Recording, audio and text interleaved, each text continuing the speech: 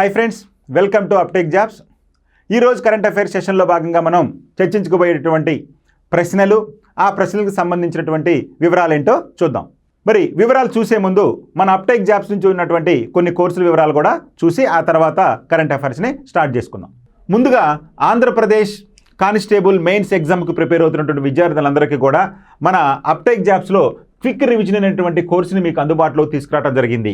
ఈ quick revision అనేటువంటి course కేవలం మీకు 499 రూపాయలే ఉంటుంది. ఇక్కడ మీకు ప్రతి సబ్జెక్ట్ కూడా ఉంటుంది. పర్టికులర్గా అర్థమెటిక్, రీజనింగ్, ప్యూర్ మ్యాథ్స్ ప్రతి సబ్జెక్టుకి సంబంధించి డీటెయిల్డ్గా టాపిక్ వైజ్గా ఎక్స్ప్లెయిన్ చేస్తూ, టాపిక్ వైజ్గా టెస్టులు పెడుతూ ఆ టెస్టులు కూడా ఎక్స్ప్లెయిన్ చేయడం జరుగుతుంది ఈ 3 సబ్జెక్టులకు. ఏదండి? Arithmetic, reasoning, pure maths.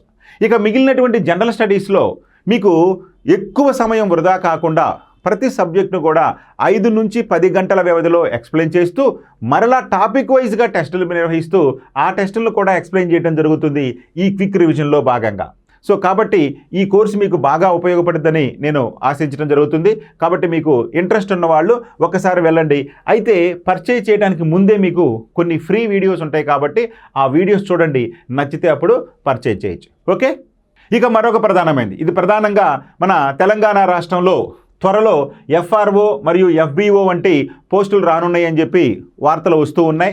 దీన్ని దృష్టిలో పెట్టుకొని గతంలో ఉన్నటువంటి లేదా గతంలో జరిగినటువంటి ఎగ్జామ్స్లో ఏ రకమైనటువంటి సిలబస్ను ఫ్రేమ్ చేశారో ఆ సిలబస్కి అనుగుణంగానే మనకి ఇక్కడ మీకు కోర్సుకి ఇవ్వటం జరిగింది. సో కాబట్టి మనకు FRO మరియు FBO వంటి కోర్సులకు సంబంధించి ఫుల్ కోర్సుని మీకు అందుబాటులో తీసుకురావడం జరిగింది కేవలం 999 రూపాయలతోటి. ఇక్కడ కూడా అంతే, ప్రతి సబ్జెక్టుకి సంబంధించి టాపిక్ వైజ్గా వీడియోలు, టాపిక్ వైజ్గా మెటీరియల్, అదేవిధంగా టాపిక్ వైజ్గా టెస్టులు, ఆ టెస్టులు కూడా ఎక్స్ప్లెయిన్ చేస్తూ మీకు అందించడం జరిగింది ఈ FRO మరియు FBOకి సంబంధించినటువంటి కోర్సుని.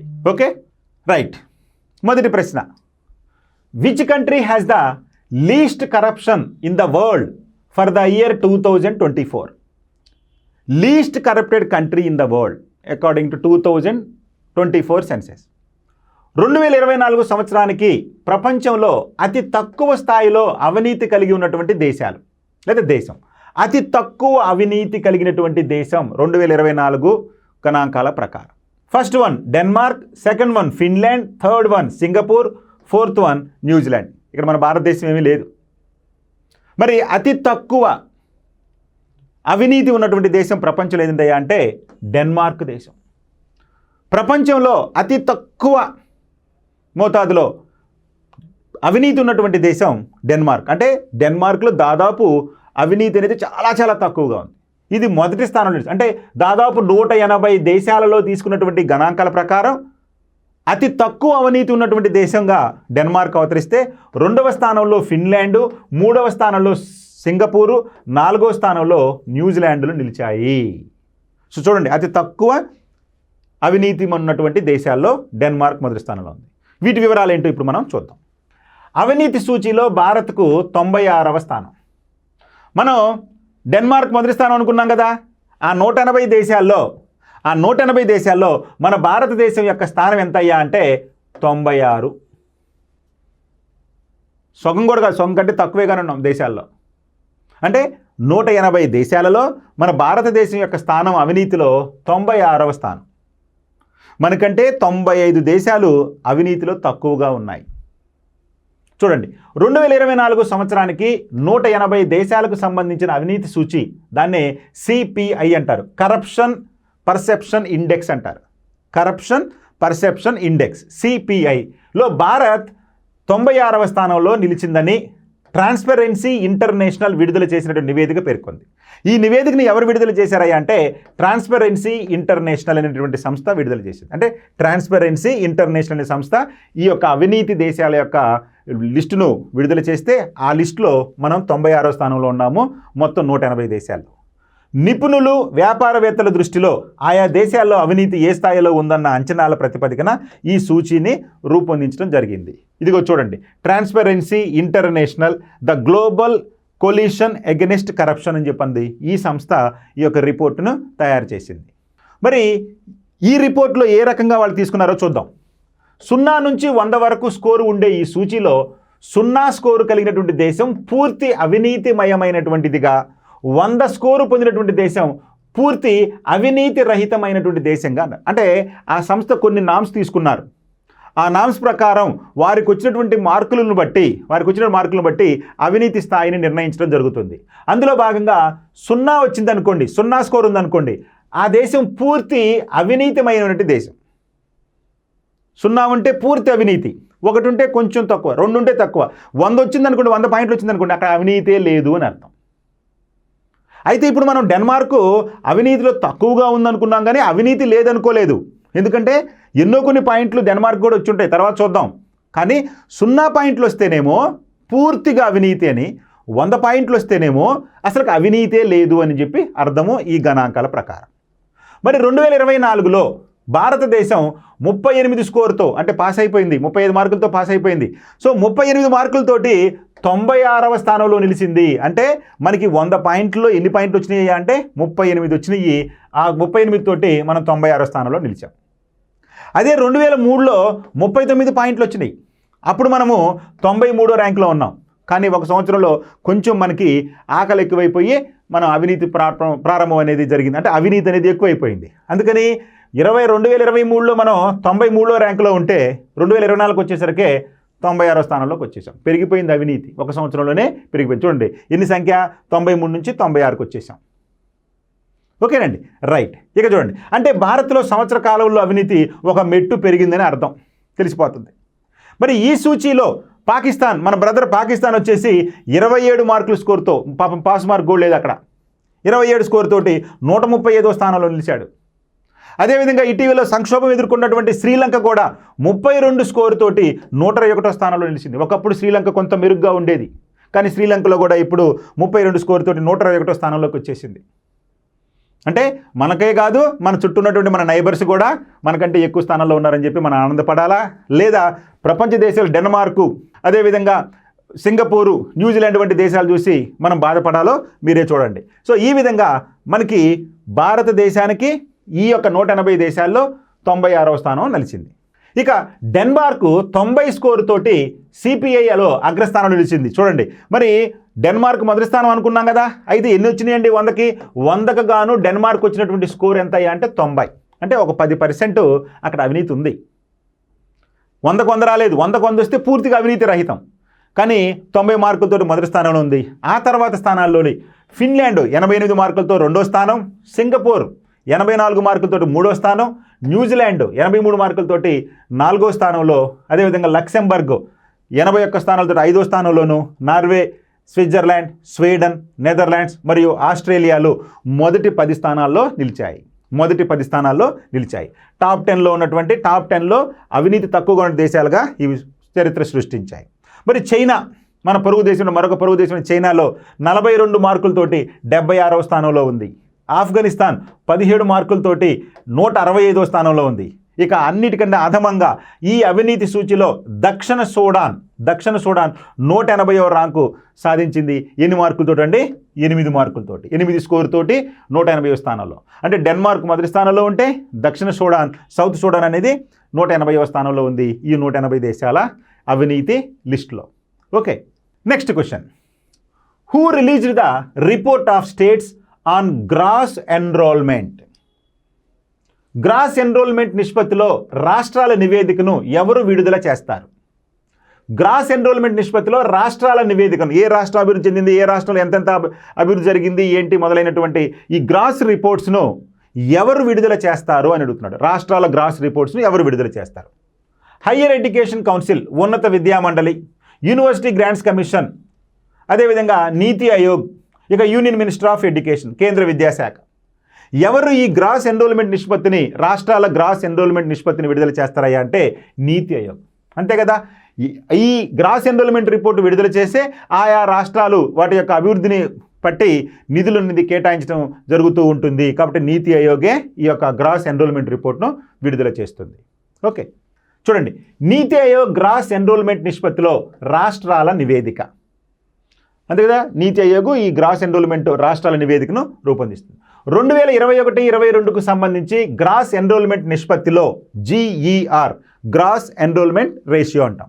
రాష్ట్రాల ప్రతిభపై, అంటే రాష్ట్రాల యొక్క అభివృద్ధిపై ప్రతిభ నివేదికను నీతి ఆయోగ్ 2025 ఫిబ్రవరి 10న విడుదల చేసింది. ఓకే అండి. సో రాష్ట్రాల ప్రతిభ డెవలప్మెంట్. రైట్. టాప్లో నిలిచిన రాష్ట్రాల్లో తమిళనాడు, హిమాచల్ ప్రదేశ్, ఉత్తరాఖండ్, కేరళ ఉన్నాయి.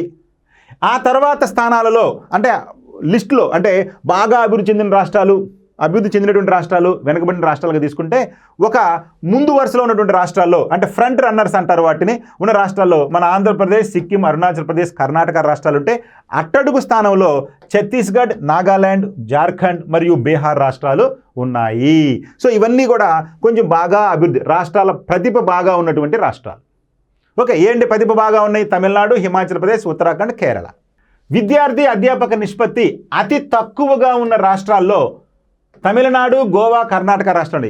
విద్యార్థి స్టూడెంట్ టీచర్ రేషియో అతి తక్కువగా ఉంది తమిళనాడు, గోవా, కర్ణాటకలో ఉంటే మనకి ఈ యొక్క స్టూడెంట్ టీచర్ రేషియో అత్యధికంగా గరిష్టంగా జార్ఖండ్, బీహార్ రాష్ట్రాల్లో ఉంది. స్టూడెంట్ టీచర్ రేషియో ఎక్కువగా ఉంది ఎక్కడయ్యా అంటే జార్ఖండ్, బీహార్లో. తక్కువగా ఉంది ఎక్కడయ్యా అంటే తమిళనాడు, గోవా, కర్ణాటకలో. గత దశాబ్ద కాలంలో ఉన్నత విద్య ప్రవేశాల్లో బాగా మెరుగుపడిన రాష్ట్రాల్లో అరుణాచల్ ప్రదేశ్, ఉత్తరాఖండ్, పశ్చిమ బెంగాల్ ఉన్నాయి. ఉన్నత విద్యా ప్రవేశాల్లో అడ్మిషన్స్ ఆఫ్ హయ్యర్ ఎడ్యుకేషన్లో ఎక్కువగా మెరుగుపడినటువంటి రాష్ట్రాలు అరుణాచల్ ప్రదేశ్, ఉత్తరాఖండ్, పశ్చిమ బెంగాల్ ఉన్నాయి.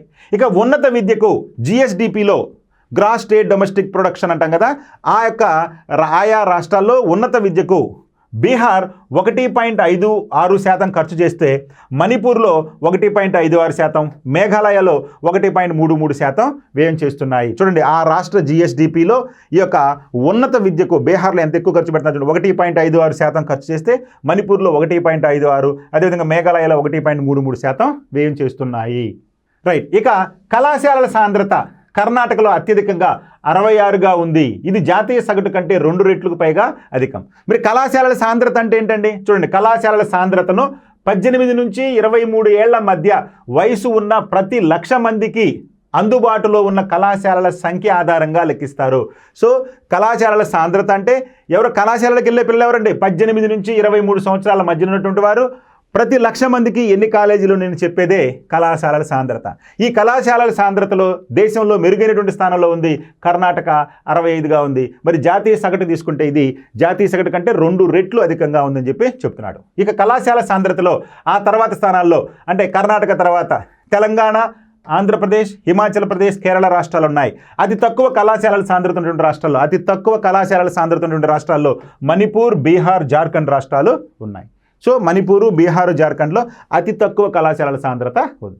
ఇక కళాశాలల తర్వాత విశ్వవిద్యాలయాల సాంద్రతలో సిక్కిం 10.3తో టాప్లో ఉంటే ఆ తర్వాత స్థానంలో అరుణాచల్ ప్రదేశ్, లదాఖ్, యూనియన్ టెరిటరీ అయినటువంటి లదాఖ్, అదేవిధంగా హిమాచల్ ప్రదేశ్, మేఘాలయ, ఉత్తరాఖండ్లు ఉన్నాయి.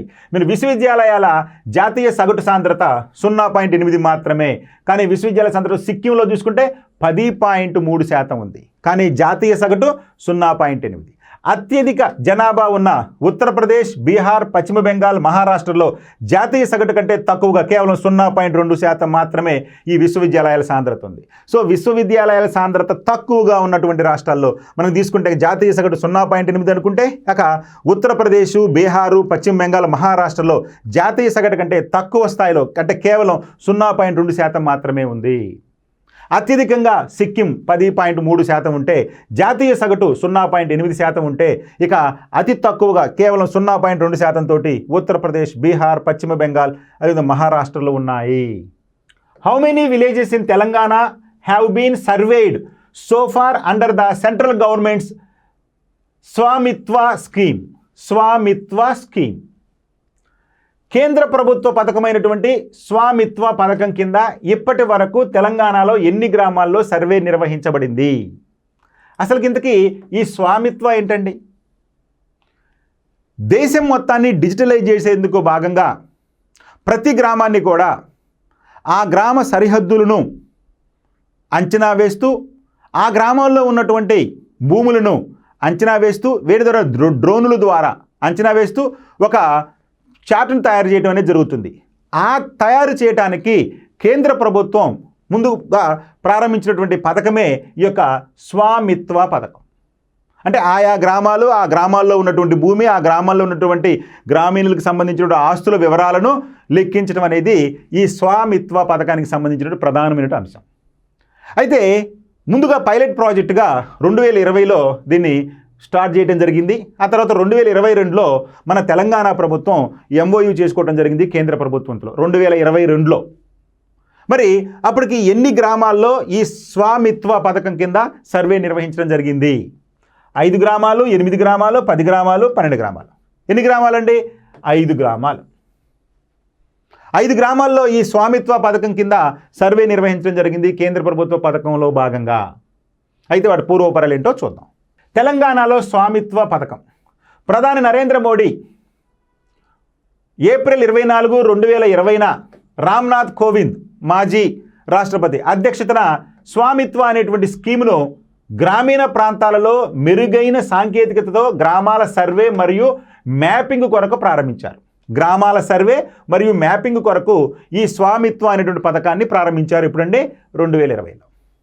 ఇక కేంద్ర పంచాయతీరాజ్ మంత్రిత్వ శాఖ పథకం అయినటువంటి ఈ స్వామిత్వ డ్రోన్ టెక్నాలజీని ఉపయోగించి భూమి హద్దులను మ్యాప్ చేయడం ద్వారా ఆస్తి యజమానులకు చట్టబద్ధమైనటువంటి యాజమాన్య కార్డులు, అంటే ఆస్తి కార్డులు మరియు టైటిల్ డీడ్లు జారీ చేయటం, గ్రామంలో గృహ యజమానులకు హక్కుల రికార్డును అందించడం జరుగుతుంది. అంటే ఈ విధంగా డ్రోన్ల ద్వారా సేకరించిన సమాచారంతో ఆయా గ్రామంలో ఉన్నటువంటి ఆ యొక్క రైతులకు వాళ్ళకున్నటువంటి భూమి, వాళ్ళకున్నటువంటి ఆస్తులు మొత్తాన్ని కూడా మ్యాపింగ్ చేయటము మరియు సర్వే చేయటం నిర్వహించడం జరుగుతుంది ఈ పథకం ద్వారా.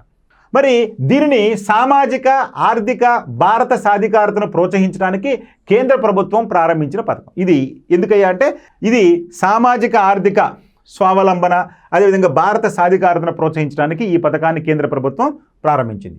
ఈ పథకం కింద తెలంగాణలో ఇప్పటి వరకు 5 గ్రామాల్లో మాత్రమే సర్వే పూర్తయిందని కేంద్ర పంచాయతీరాజ్ శాఖ మంత్రి అయినటువంటి రాజీవ్ రంజన్ సింగ్ పార్లమెంట్లో తెలిపారు. ఇదిగోండి రాజీవ్ రంజన్ సింగ్ గారు పార్లమెంట్లో మన తెలంగాణ రాష్ట్రానికి సంబంధించిన మల్లు రవి గారు పార్లమెంట్లో అడిగినటువంటి ప్రశ్నకు మంత్రి సమాధానం ఇవ్వటం అనేది జరిగింది.